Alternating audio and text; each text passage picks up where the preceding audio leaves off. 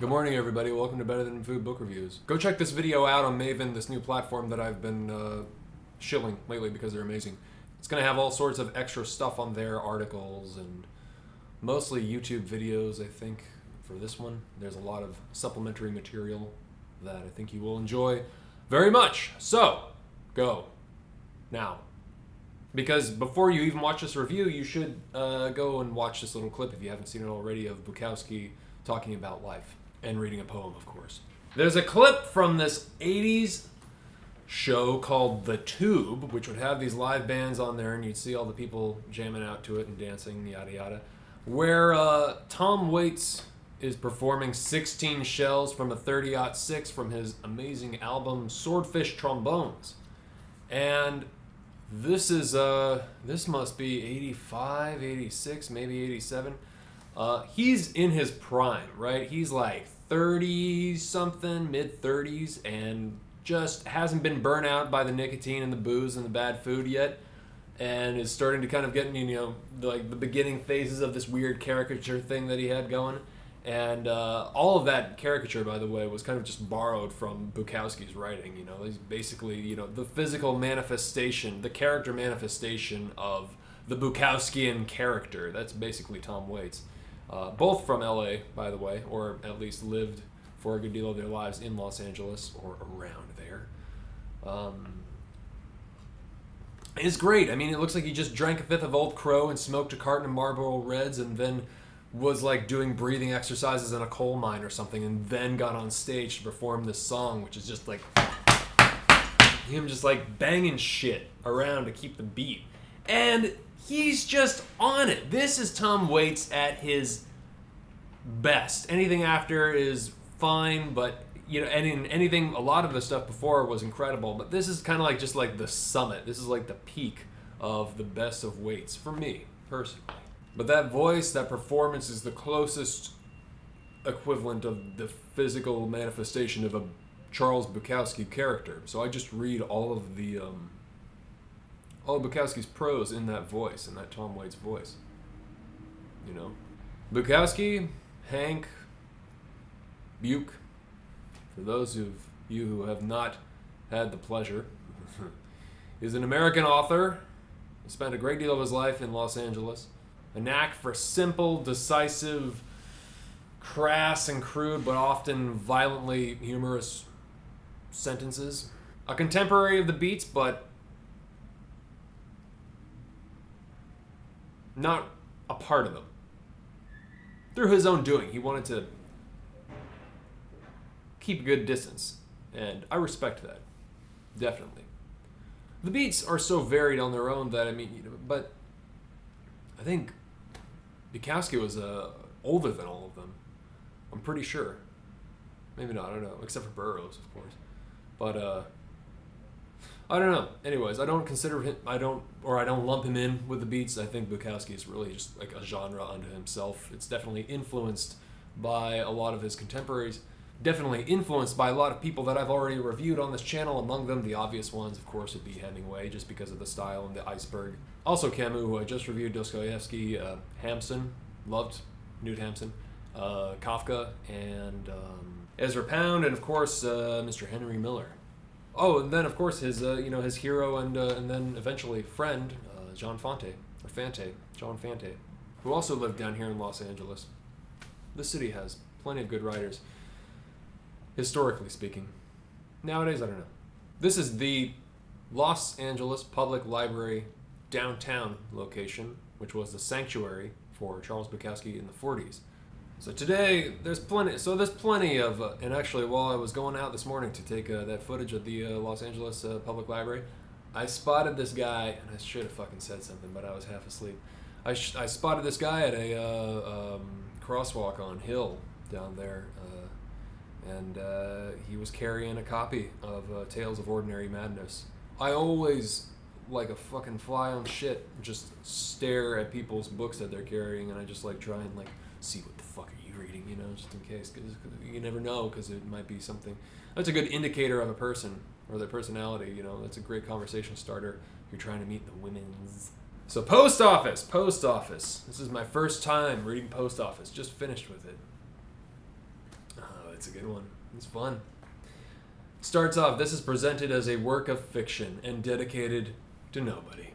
This is Bukowski's first novel, published in poetry in his 20s, but this is his first novel. So, most of the events that happen to the character Henry Chinaski, you know, the alter ego of Charles Bukowski, most of the things that happen to Henry Chinaski in the book, Henry Chinaski throughout Buke's novels is the alter ego, of course. Most of the things that happened to him actually just did happen to Buke, including the really dark shit, which, in the middle of the book, his girlfriend dies from alcoholism. That totally happened to Charles Bukowski. Working away, dedicating way too much of his life to this job that he absolutely hates at the post office. Yeah, he definitely did that too. And I love that he's chosen the setting for this kind of foray into half madness as that he's chosen the post office. Growing up, my mom took a job as a postal worker in small town in Oregon. She would eventually be promoted to. Eventually, she'd be promoted to manager, and then eventually postmaster, and that was her career. She worked in a small town post office with a bunch of weirdos. Weird people work at the post office, man. The post office attracts weird fucking people, or at least it used to, because now the internet and all this kind of stuff, email sort of like put the whole thing out of business, almost. My mom experienced some weird stuff. One guy threw a stapler at her and called her a cunt. Since it was a small town, when I entered high school, I became friends, unknowingly, with that dude's son. Later on, years after I had separated from that guy and all of my small town friends and that piece of fucking shit on the highway, except for one who's actually my oldest friend. One guy from the town that I grew up in who lived a couple blocks away. I've known him since fucking kindergarten, and he's an incredible individual. He's a fucking amazing guy, but he's the only other person to have come out of that place and just sort of not been, destroyed. But anyways, years later, after I had separated from my friend, that guy's son, my mom notified me. She showed me a paper headline, and that guy who threw the stapler, my friend's dad, had decided he was gay, lost a shit ton of weight, and then molested a German exchange student and gone to prison for it. And his picture was in the paper. So that's what happens when you work at the post office. Small towns are fucking weird, and you'd be hard-pressed to find a more centralized concentration of all of that weird better than the post office. Or the bar, the local small-town bar, but they're basically the same place. Point is, post office is a fucking weird and often difficult workplace environment, man. As Hank tells us, all postal personnel must act with unwavering integrity and complete devotion to the public interest. Postal personnel are expected to maintain the highest moral principles and to uphold the laws of the United States and the regulations and policies of the Post Office Department. Not only is ethical conduct required, but officials and employees must be alert to avoid actions which would appear to prevent fulfillment of postal obligations. Assigned duties must be discharged conscientiously and effectively.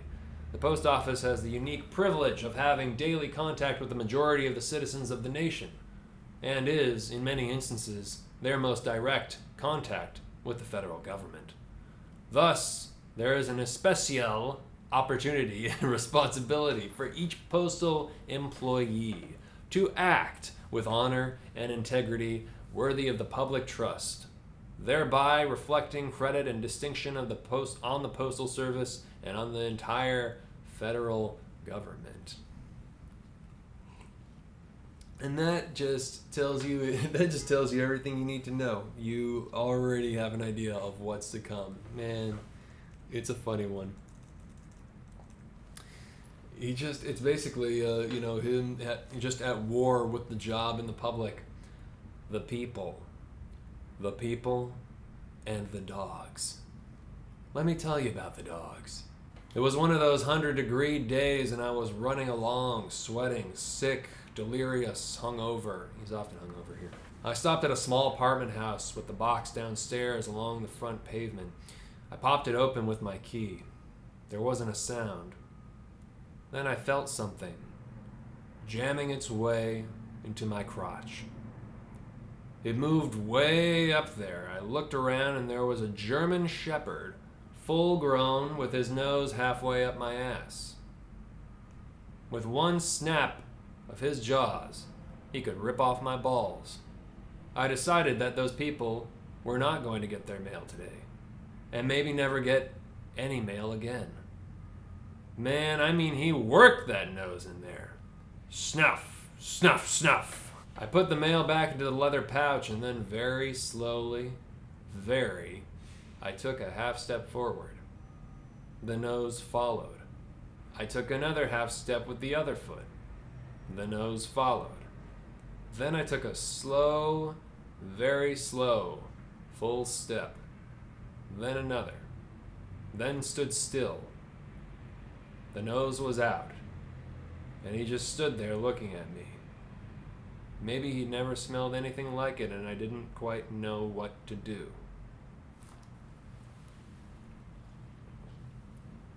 I walked quietly away. So it's the perfect debut novel from everybody's, America's favorite alcoholic poet, Charles Bukowski. There's actually this great documentary, or it's like a poetry reading on YouTube, and there's this part in it where the camera guy's just like following him around his neighborhood, which in this case is like I think it's like East Hollywood or like East Los Angeles or something. But he's at this liquor store, and he's talking to this like old woman, and he's like, "I'm a poet." She's like, "You're a what?" "I'm a poet." You're a what?" "I'm a poet. I'm a poet. Poet. I write poems. You should buy my books." It's fucking funny.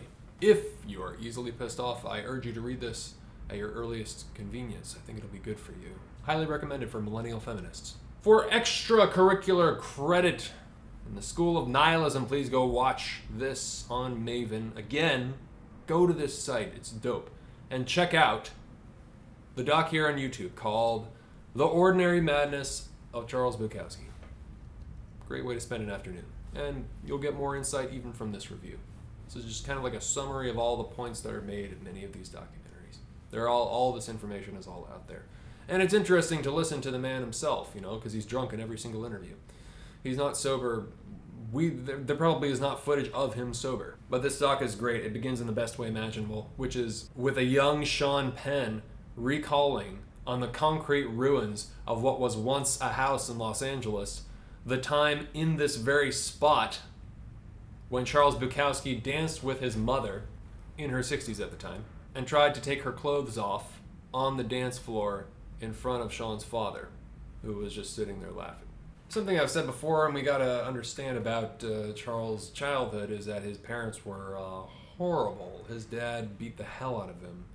Terrible parents. Really fucking awful parents. And it, in a way, kind of just destroyed him, and he deals with this in a really self-destructive manner for the rest of his life. Serious dad issues. Do I know any writers who don't have dad issues? I don't know. I think they all do. There's a part of this that you can easily relate to in a kind of like, don't give a fuck and let's just have a good time kind of way, the drinking mentality. But then there's a part of me that just feels like I'm enjoying myself watching the slow disintegration of a person, of a human being who's just unable to take care of himself due to experiencing trauma from a young age that was so intense that most of us will never be able to fathom, There's some serious darkness in there. Serious darkness. But it's created this amazing blend of humor, So he published some poems in his 20s, I think like 23 or 24 or something, but then he just stopped and he got a day job. He started working at this post office and he just didn't do anything for 12 years, or he didn't publish anything at least. He was probably, the gears were working, but he didn't really do anything for a long time. Long time. Late bloomer. Not even a late bloomer. Missed the bus. Missed the bus 5 times over. Similar kind of like Anthony Bourdain, if you know that story. Great story. I'm going to save that one. I'm going to review Kitchen Confidential, or one of them. I got the rest of them up there. But, I figured I'd give it some space since I just did the what the fuck. You gotta go, Mark of Pierre White. You gotta go check that one out. So, the character Henry Chinaski in the novel, Bukowski was a big fan of gambling in the tracks, the horse tracks. He went there all the time. And his wife, Linda, or his lover or whatever, Linda, longtime partner, said it was like going to church for him, which I loved. He said, I need to focus on something the way Hemingway was with bullfights. Actually, he was studying death. I'm more interested in life. I can't really explain it. If I could, I wouldn't go. That's great. Check this clip out right here. There's no glory. There's no steam. There's no fire. There's no glory. There's no steam. There's no fire. When he's talking about bad writing, authors who write poorly. One of the funniest goddamn things I found was this interview with him when he's, of course, piss drunk again. And the author asks him, have you read Under the Volcano by Malcolm Lowry? He says, yes, and I yawned myself to shit.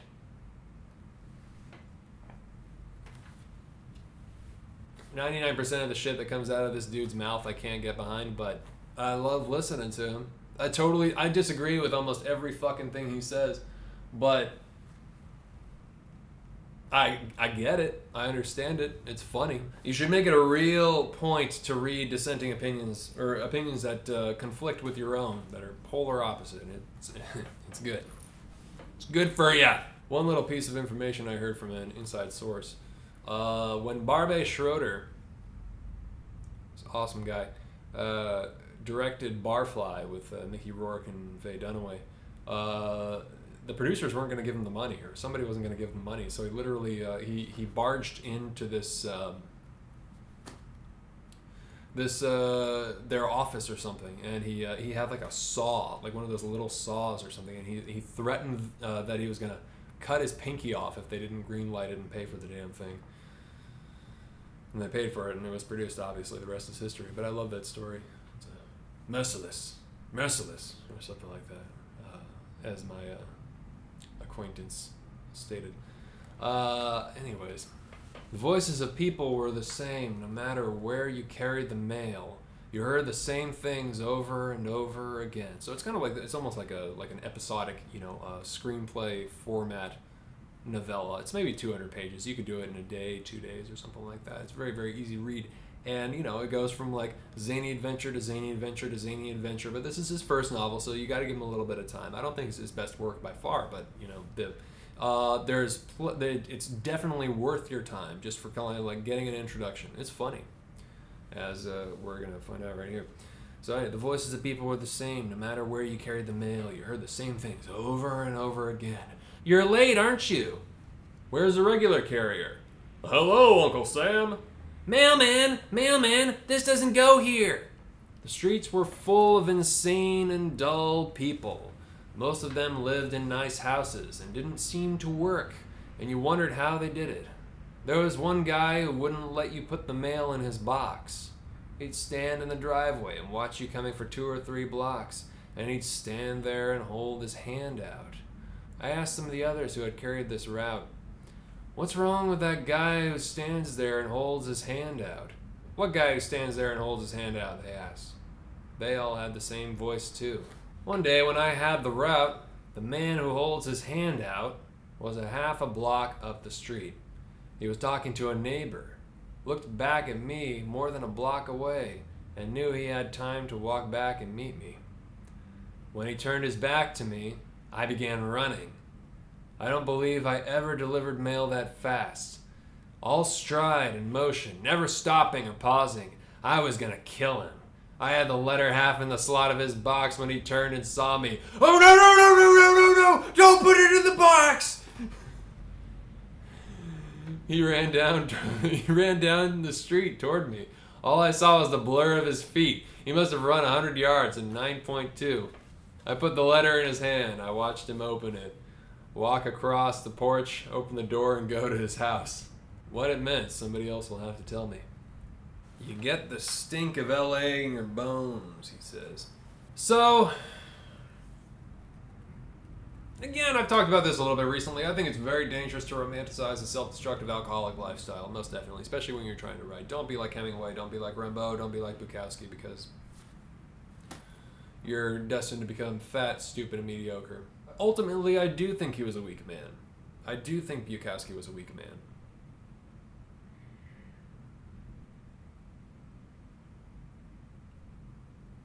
That might have been his greatest strength.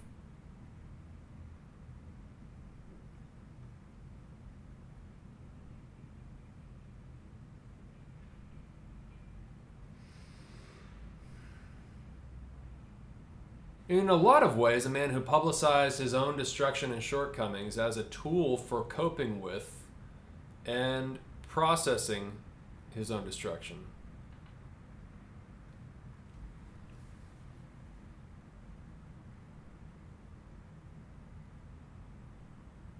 I don't know.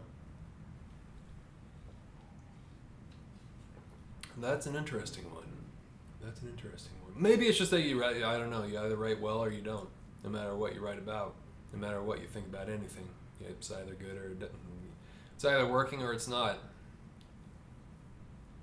Well, like him, he didn't even like Lowry. He just fucking, Bukowski just ignored a shit ton of literature and just did what he did, which is probably the best case, so. I don't know. What do you think? What do you guys think? All that being said, it doesn't really matter. That's just my thoughts and shit. But, the writing is fantastic. And more often than not, the best writing, I find, comes out of a true need for communication. A desperation. A serious desperation for communication. The need to be understood or the need for empathy and so on and so forth. None of this was coming from fame. He kind of shunned fame. And, it was just nice that he was finally getting laid for the first time in his life consistently. The need to say something to someone. Maybe to keep them from destroying themselves. And more often than not, what Charles Bukowski had to say, deep down, fundamentally, when you get there, was beautiful.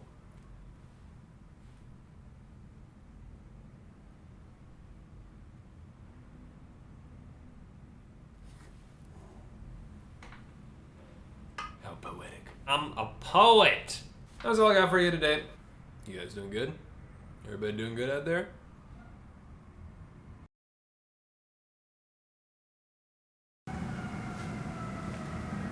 I'll talk to you soon. I'm gonna take a trip here soon, next week. Gonna be leaving next week. And so the next review might be in a mystery place, which I'll show you around. Remember that life is too short to read bullshit. Or drink it. This is coffee. I'll see you guys later. Have a good one. Ciao.